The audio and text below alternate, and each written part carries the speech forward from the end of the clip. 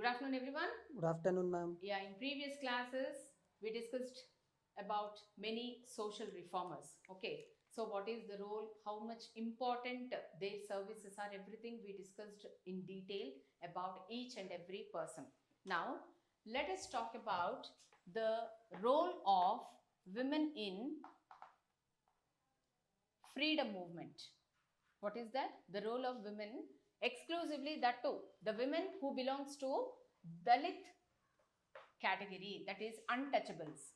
Okay, so what is the role of women, Dalit women in the freedom movement? And these women were invited by whom to be a part of the movements which was led by Mahatma Gandhi ji. So Mahatma Gandhi started many movements in India. One is Satyagraha movement, and another one is Salt Satyagraha. Whatever it is, whatever the movement which was led by Mahatma Gandhi, he encouraged the women who belongs to untouchables, who belongs to the community of untouchables, that is Dalit women.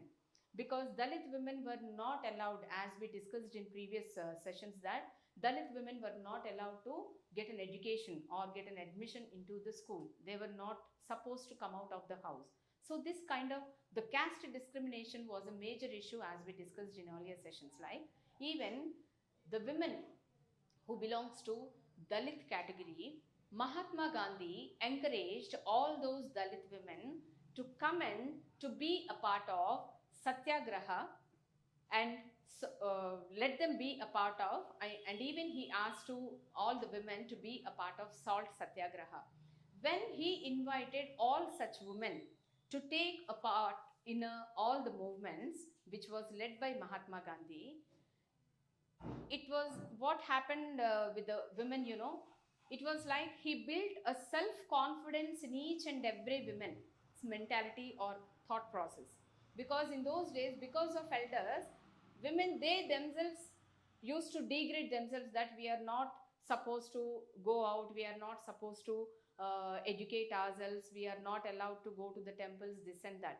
So if a group of people are ill treated by the other group of community people, definitely self confidence will come down.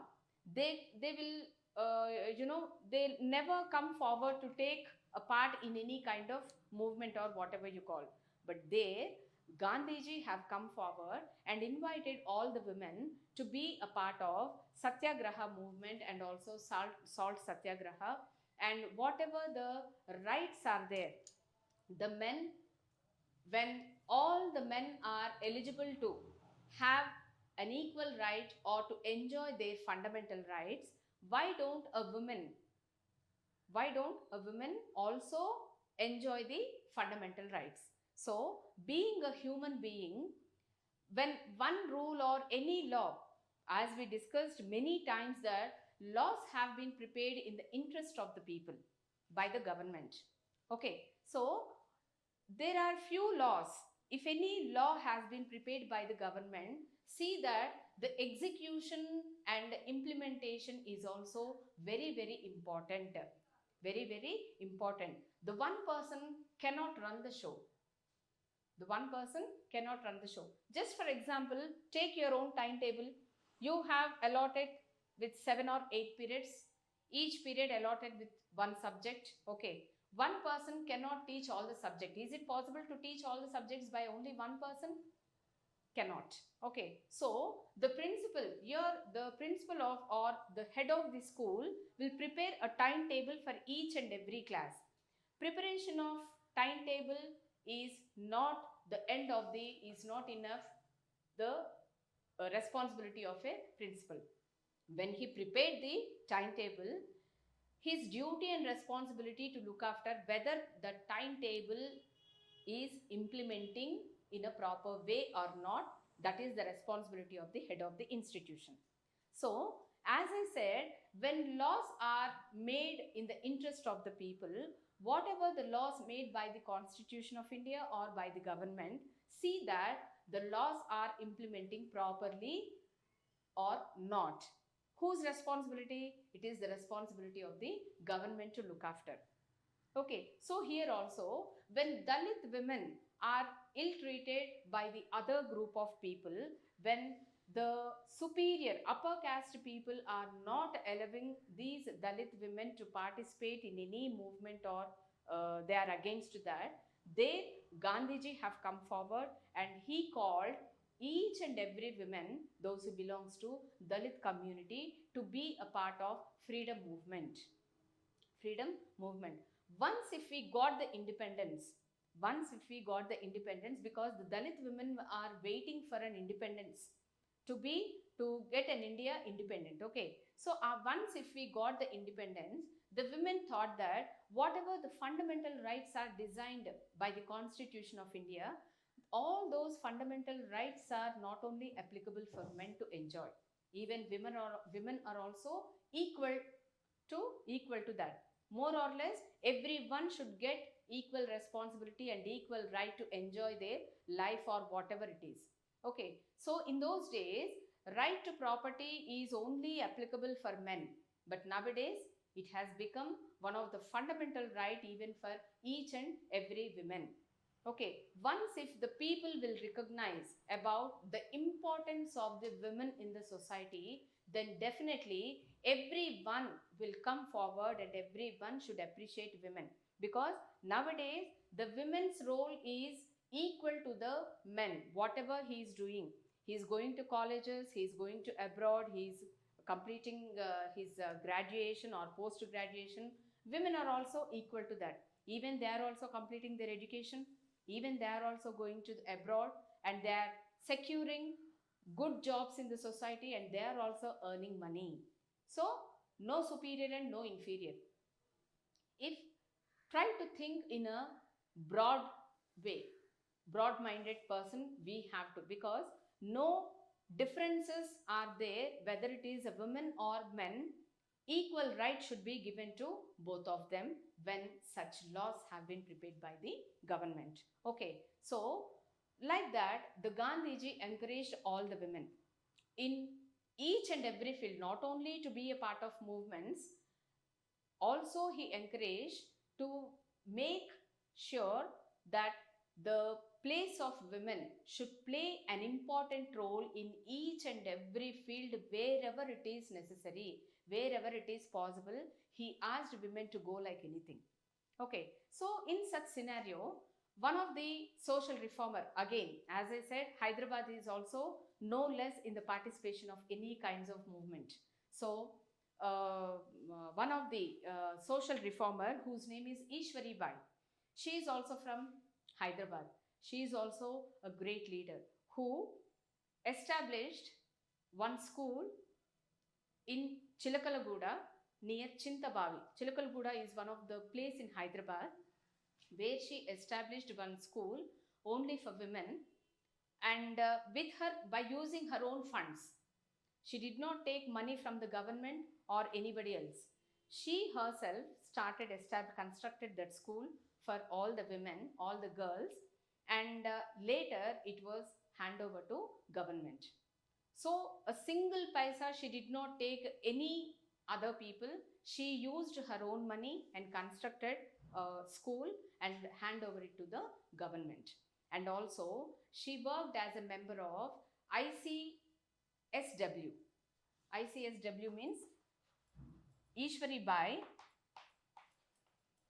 He is also social reformer. Who is Ishwari Bai here? Social reformer. So she also worked against the actions which are going against the women here. Okay, so she also fought for the equality for all the untouchables, and at the same time she constructed one school. Where she constructed a school here? Chilakalaguda. What is the place in Hyderabad? Chilakalaguda is one of the place in Hyderabad near Chintabavi. Near Chintabavi, she constructed one school with her own money, and later it was handed over to the government. And also she worked as a member of Indian Conference of Social Welfare. Indian Conference of social welfare. Indian Conference of Social Welfare. She worked as a member, and at the same time, even she became the member of, one second, I'll write very clearly. We are talking about whom? Ishwari Bai. Ishwari Bai, social reformer. Okay, and she worked for Indian Conference of Social Welfare and also a member of Indian Red Cross Society. Indian Red Cross Society. Indian Red Cross Society.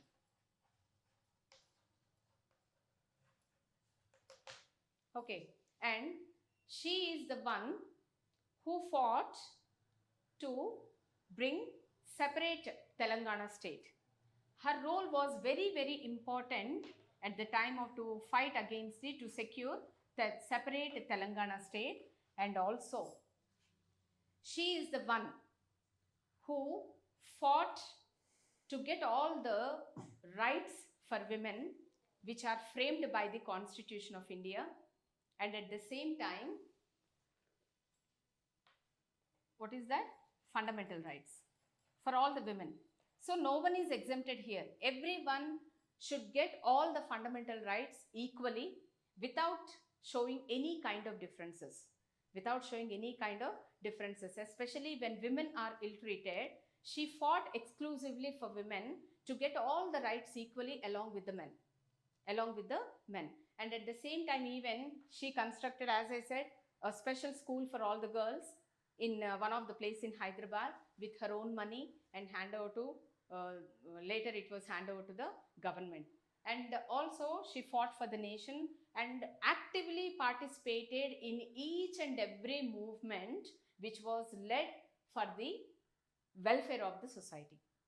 Her participation was so active. Wherever she thought that my presence is compulsory, my voice is, I have to raise my voice. Wherever it is necessary, she was the one who came forward and fought against the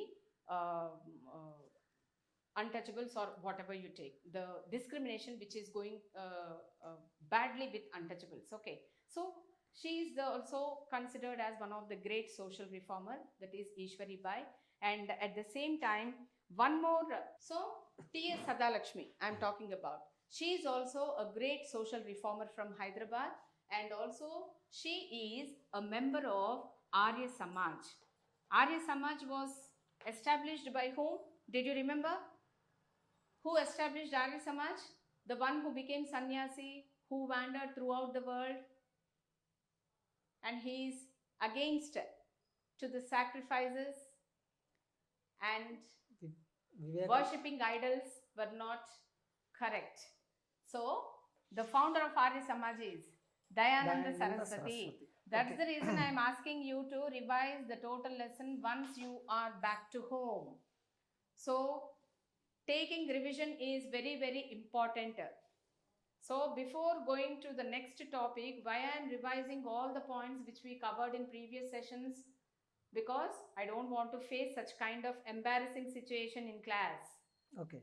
So please be alert whenever, if any topic explained in your class, after going home, try to revise all the points. No doubt, I did not miss any point. If knowingly, unknowingly, if any point is missed by me, try to bring to my notice, so that at the time of giving question and answers, we'll discuss once again.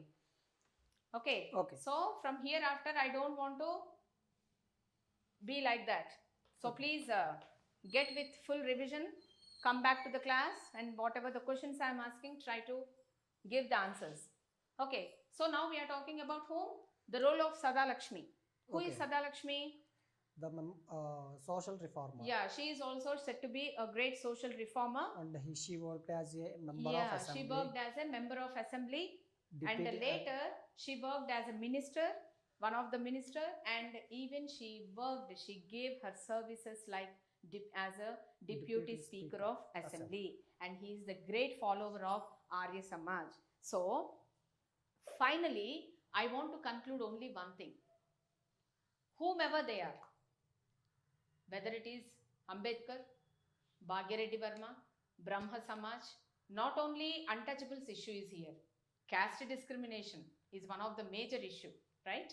So untouchables, they were not allowed so and so. Whomever they are, like Dayananda Saraswati, Sir Syed Ahmadi Khan, Pandita Ramabai, Rokia Shakawat Hussain, also we discussed about one of the Muslim reformer from Islamic religion. Okay, where the one who wants to create an awareness even in the women Muslims, among the women Muslims, how to be and how not to be. Okay, so these are all the social reformers. If we are at present society, when we are going back to 200 years back, what was the situation about women and what is the situation at present? It is very quite clear. Lot of drastic change has come. Drastic change has come. In those days, only certain caste people should marry only with the same caste. But at present, as I said, once if any girl became a major, she can choose her life partner from any caste.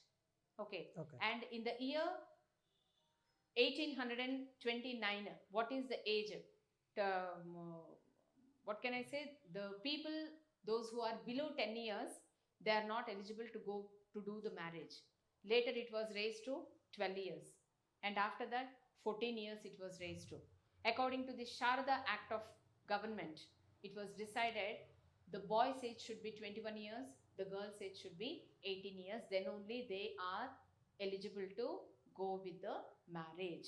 If before this age, if any person, if any baby boy or baby girl, if they are getting married, what kind of consequences they are going to face regard towards their health, that also we discussed very clearly.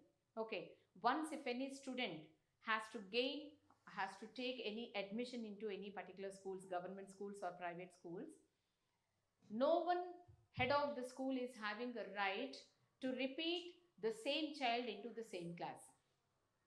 They are not forcefully conducted any exams to write before giving the admission. Even though if they are writing any entrance exam also, on the basis of that examination marks, no head of the school should deny to give the admission. So these are all the important points what we discussed in this lesson, that is social and religious reform movements. Okay, so even at present also, see, changes has come, thought process has been changed, okay, mindsets are changed, but it doesn't mean that you should go beyond the limits. You should go beyond the limits. Try to be in your limits, know your limits, try to create an awareness. You live and let others also live. If you are creating awareness, if you wanted to know about so many things in the society, being a responsible citizen of India, try to guide even others also, so that they can be benefited, so that everyone can be benefited. So that's all for today's session, and this is with this session we completed social religious reform movements. So what is your home task today? Try to revise the total lesson, because we discussed many important points here. Great personalities we discussed about, okay, what is their role, how important it was, and how important they are to the society in India or in the government of India, how they served our India. Okay, so that's all for today's session. Have a nice day. Thank you.